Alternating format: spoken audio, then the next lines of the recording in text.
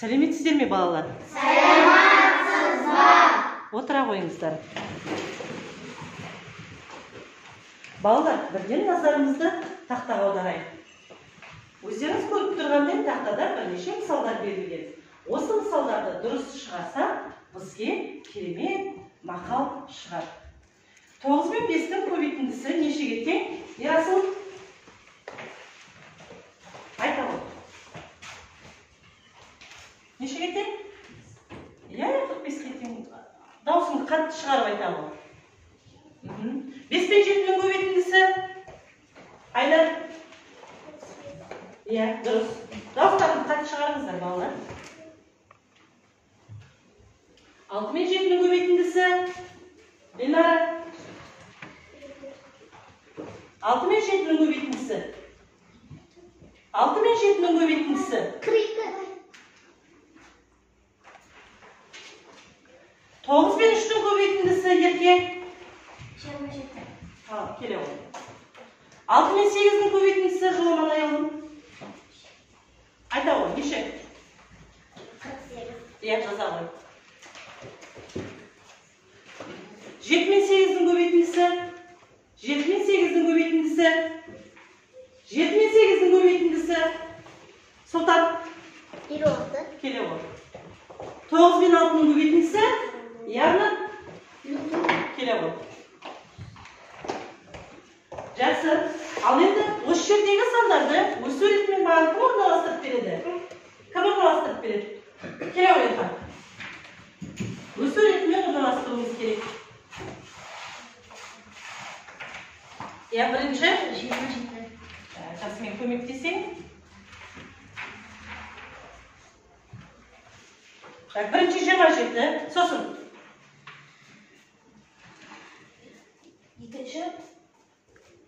Екінші 35. Жақсы, оны қозғамаймыз. Үшінші? 42.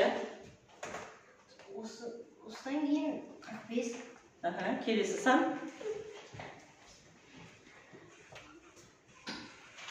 Одан кейін 48. Одан кейін 54. Жақсы. 54-тен кейін 56. Жақсы. Бізде қандай мақал шықты? Жаман жолдастарынан көреді, жақсы өз басынан көреді. Жаман жолдасынан көреді, жақсы өз басынан көреді. Рахмет, отыра ғой. Жақсы бала. Жақсы. Жаман деген сөзді бізде қалай түсінеміз? Рахман, айта ғой. Жақсы адам білімді, әдепті және адамдарға көмектесетін адам. Жақсы, рахмет. Тағын қалай түсінеді? Қарақат.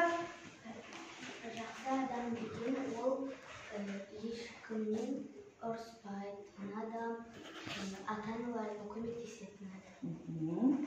Жақсы, керемет. Жақсы балалар. Бізде осы бөлім бойынша жалғыз математика емес, әдебиет сабағында жақсы, жаманға байланысты әңгімелер, ертегілер оқыған болатынбыз. Есімізге түсіп көрейікші. Қандай әңгімелерді, қандай ертегілерді білеміз? Баланың айласы. Баланың айласы. Екі дос. Екі дос. Тағы қандай ертегілер білесіздер? Жақсылық пен жамандық. Жақсылық пен жамандық. Жақсы.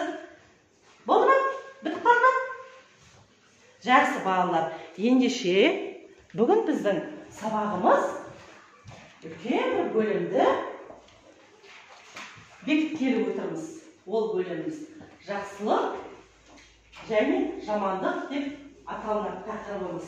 Яғни өткенді бекіту. Бүгінгі сабақта біздер 6, 7, 8, 9 сандарын көбейту кестесін білгенімізді, үйренгенімізді, меңгергенімізді қолданатын боламыз. Сонымен қатар есептер шығаруда жалпы массасы, саны, массасы туралы ұғымдар арасындағы тәуелділікті қолданатын боламыз. Жақсы балалар, бірінші сіздерге тапсырма өзіндік жұмыс, және жеке жұмыс орындайтын боламыз. Бүгінгі күннің жазбалар ойыңыздар.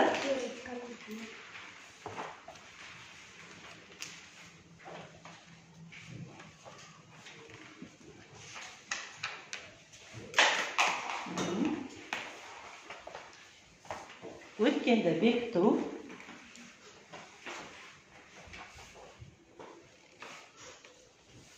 Барлығымызға жетті ме балалар? Бүгінгі күннің жадын жазамыз, өткенді бекіту.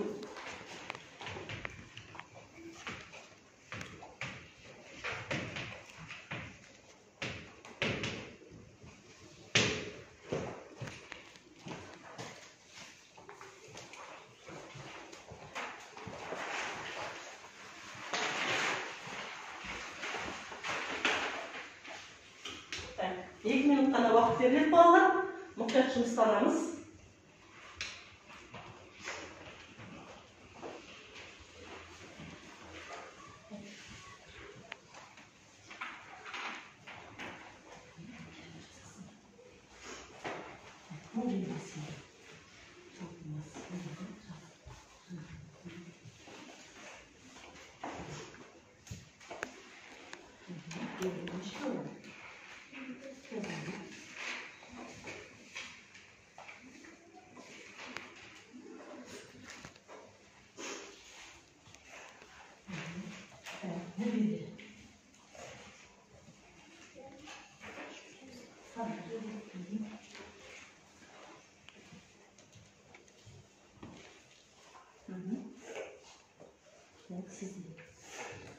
Tezetiniz ballar. Belgili. Ne bilirsiniz? Sanmış ya. Yaşasam.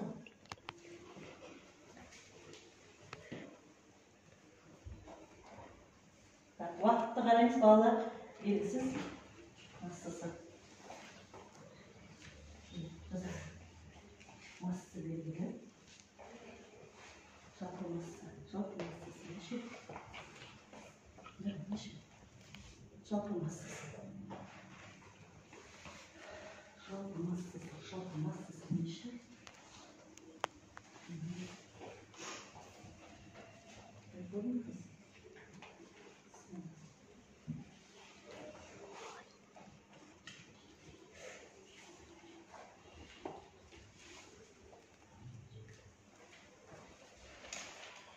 Жақсы уақыт аяқталды балалар. Бірінші қатардан сұрайық. Кім болды бірінші қатардан? Өзіндік жұмысты. Тездетеміз балалар. Тез. Уақыт аяқталды. Үшінші қатардан аяғын оқи ғой.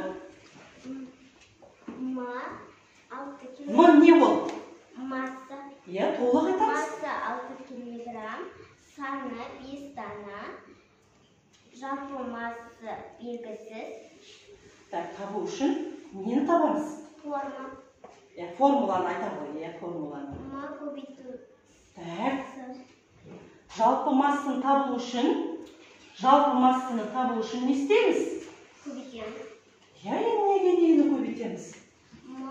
Массы мен саны көбейтеміз. Жақсы, неше шықты? 30 дана шықты. 30 дана.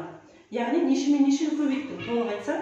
6 мен 5-ті көбейттім, тең болғасында 30 шықты. 30 не? Дана. 30 дана ма жалпы массаны тапқанда? Килограмм. Килограмм. Мұқият боламыз. Екінші қатардан. Мұза, аяғым, айна, қайсысын болдыңыз? Тезірек. Жалпы масса 49 килограмм. Масса 7 килограмм. Саны белгісіз, шешуі. 49. Бірінші нені табамыз? Форма. Нені айтуды ұмытпаймыз, балалар? Формула. Формула айтуды ұмытпаймыз. Санын табу үшін? Санын табу үшін жалпы массаны массаға бөлеміз. Жақсы. 9 7-ге бөлеміз. Тең болады 7 дана. Апельсин 7 дана. 7 дана, жақсы. Ильнара? Жалпы масса 24 килограмм, саны 4 дана, массасы белгісіз. Шешуі масса тең. Жалпы масса білеміз саны 24 бөлінген тең болады 6 килограмм. Тамаша, жауабы? Жауабы 1 жәшіктің массасы Тамаша, өзімізді қолпаштап қояйықшы. Әр топтан бір-бірден оқыттым балалар. Қалғандарыңыздың дәптерлеріңізді алып тексеретін боламын. Келесі тапсырма бізге жұптық тапсырма. Жұптарыңызбен орындай қойыңыздар.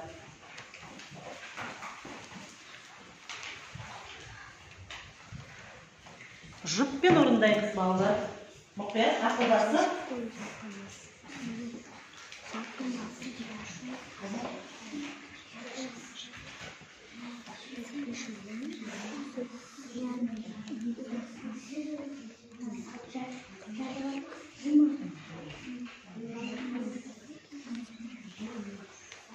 Балалар, берілгені жазылып тұр. Шешуі мен жауабын жазамыз. Иә, шешу. Формуланы міндетті түрде жазамыз балалар. Шешу.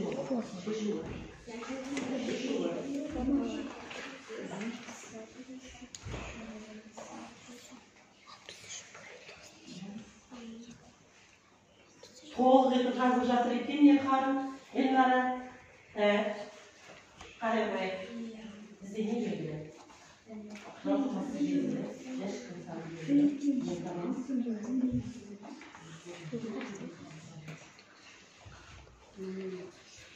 Сәлима. Сізге де не белгілі? Масысы белгілі.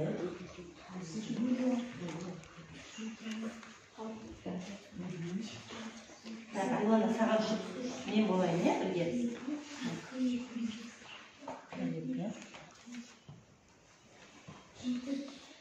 Жалпы массасы бізде. Кет жасында. Жалпы массасы бізде. Неше? 42. Саны.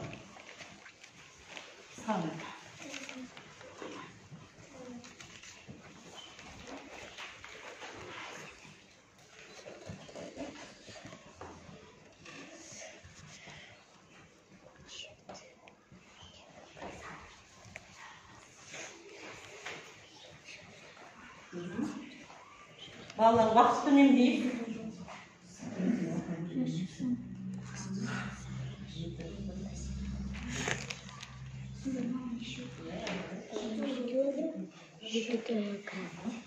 Бірінші амал, екінші амалын орындай қойыңыздар. Тамаша, керемет. Сіздер де жалпымасы.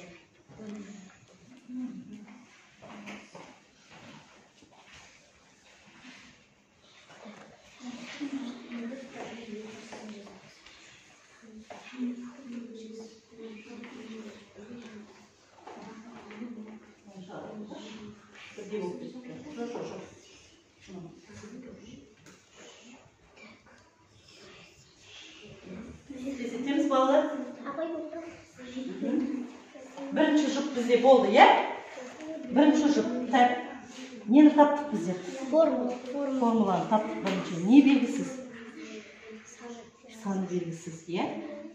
Біздер мынаны таптық. Екінші не белгісіз? Оны таптық біздер. Е? Сіздер болдыңыздар? Формула қайда? Мен тұр екен ғой. Жәшіктің санын табамыз ғой. Санды табамыз ғой, балалар. Санды табудың формуласын жаңа өзің айттың, аяулым.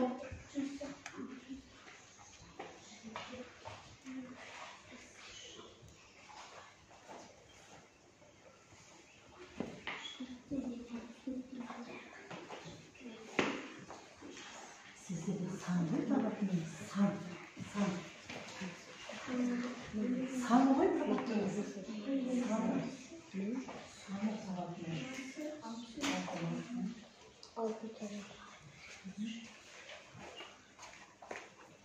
Сен басыңды көтер, дұрыс отырамыз. Болған оқушылар бар ма?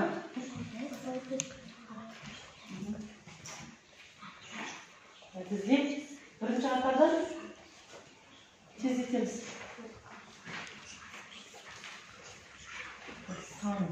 Санын табу үшін екінші санын табу үшін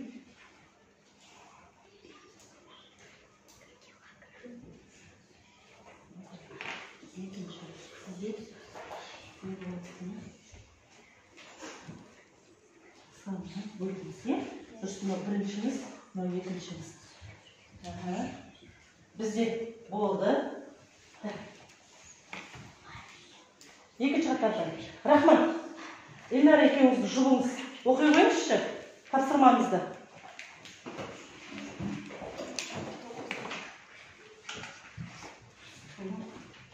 Оқи қой. Бірінші. Жалпы масса 42 килограмм. Саны 6 дана, массасы белгісіз. Шешуі тонна. Масса тең. Жалпы масса бөлім саны 42,6 тең болады 7 килограмм.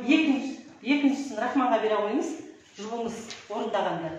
Саны 9 дана, масса 7 килограмм. Жалпы массасы белгісіз. Шешуі Ж көбейту. Жалпы масса. Жалпы массаны табу үшін не істейміз? Жалпы массаны табу үшін көбейтеміз. Саны мен массасын көбейтеміз. Тамаша. Шешуін айта қойыңыз. Шешуі 9 көбейту 7 тең болады 63 килограмм. Тамаша, 63 килограмм. Кәне? Өте керемет, тамаша орындалған жұп. Келесі Сұлтан мен Еркенің жұбын тыңдай көрейік. Жалпы масса 63 килограмм. Массасы 9 килограмм. Саны белгісіз. Шешуі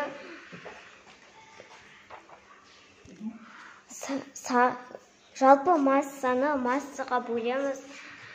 63-ті 9-ға бөлгенде 7 шығады. Жәшіктің саны 7 дана. Жалпы масса 63 килограмм.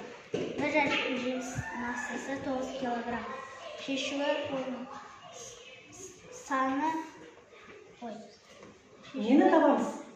Формуласы. Нені табамыз? Массаны жалпы массаға бөлеміз. Саны табу үшін жалпы массаны. 6 бөлу 7 тең болады 8. Жауабы бір жәшіктің массасы 8 килограмм. Тамаша. Кәне.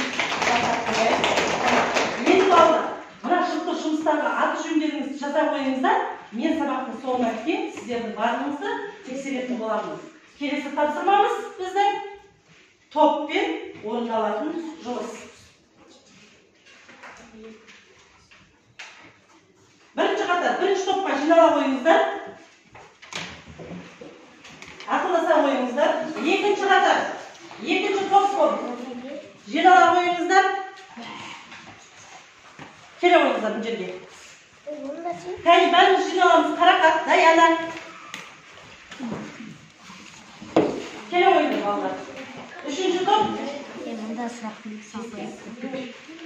Міне. Ала қой. Ала қой, мәр. Міне, ала қой. Ала қой.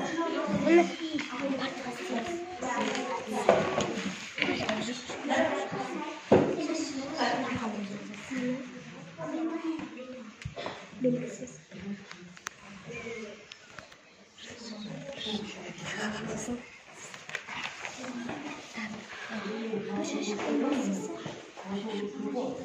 Altı kilogram.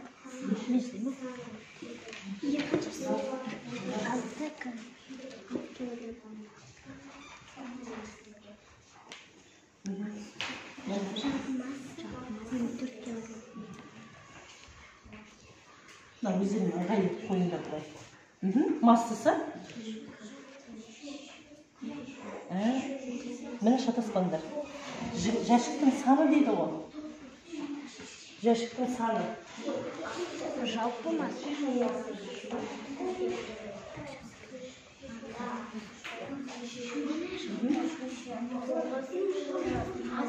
Yazamaz ой.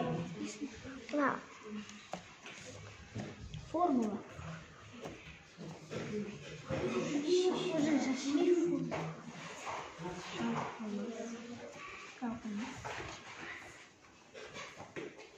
Birinci formulаны жазамыз балалар. Жалпы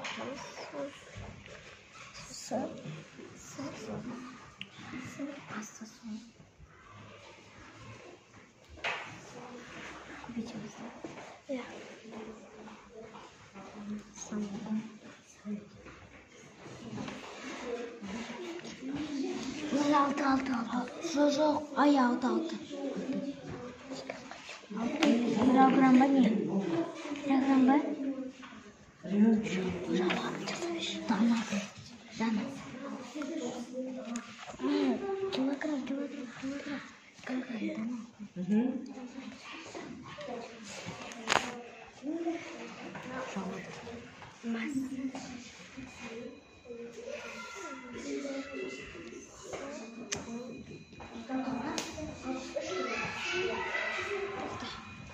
Так, мұқият қараймыз, тексереміз. Bir, екі.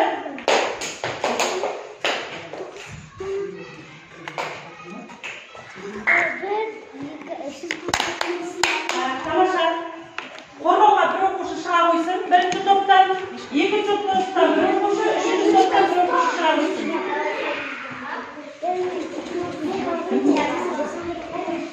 Браво. Кел.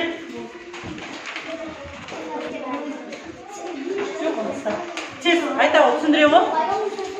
Жалпы массасы 54 Тыңдаймыз. килограмм. Bir жәшіктің массасы 6 килограмм. Жәшіктің саны белгісіз. Шешуі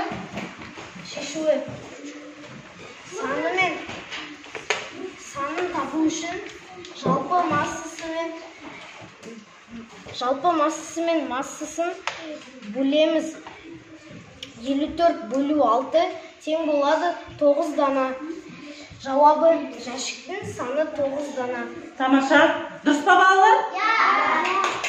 Кәне, бас бармақ әдісімен марапаттай қояйық. Екінші қатар. Кел, түсіндіре қойсын. Келе орны.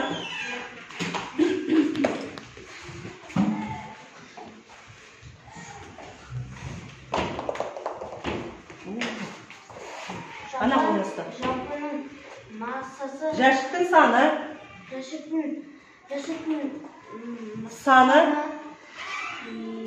7 дана. Жалпы массасы 56 килограмм. Bir жәшіктің массасы белгісі формула 7 жалпы массасы бөлу саны шешуі 56 бөлу 7 тең 8 килограмм. Жауабы массасы 8 килограмм. Жақсы. Кәне, қол шапалақтап. Жақсы, отыра ғой. Жақсы. Тездетіп, ертең түсіндіре ғой. Bir жәшіктің массасы 9 килограмм. Жәшіктің саны 7 дана. Жалпы массасы белгісіз. Формуласы жалпы масса көбейтілген санына. Шешуі 9 көбейту 7 тең болады 63. Жауабы жалпы массасы 63 килограмм. Тамаша, бас бармақ әдісімен бағалай қояқшы. Тамаша, керемет. Балалар, бүгін сізбен бізде сабақта не туралы айттық? Айта қойыңыз. Көбейту кестесін есіңізге түсірдік. Жақсы, Ерхан. Жаман мен жақсының ескертеді. Жақсы, жаман туралы әңгімеледік. Бөлуге арналған тапсырмалар орындадық. Және не істедік?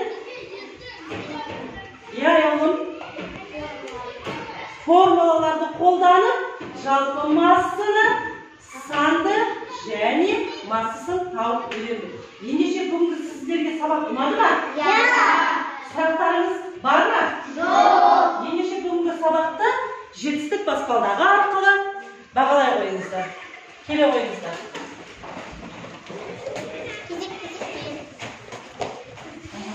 Тез-тез бағалай қойып. Барлығымыз жақсы түсінген екенбіз, е? Отыра қойыңыздар. Тездеп.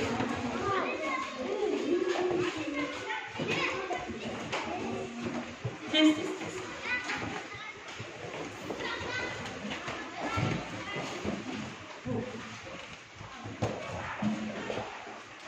Ендеше балалар, бүгінгі сабағымыз осымен аяқталды.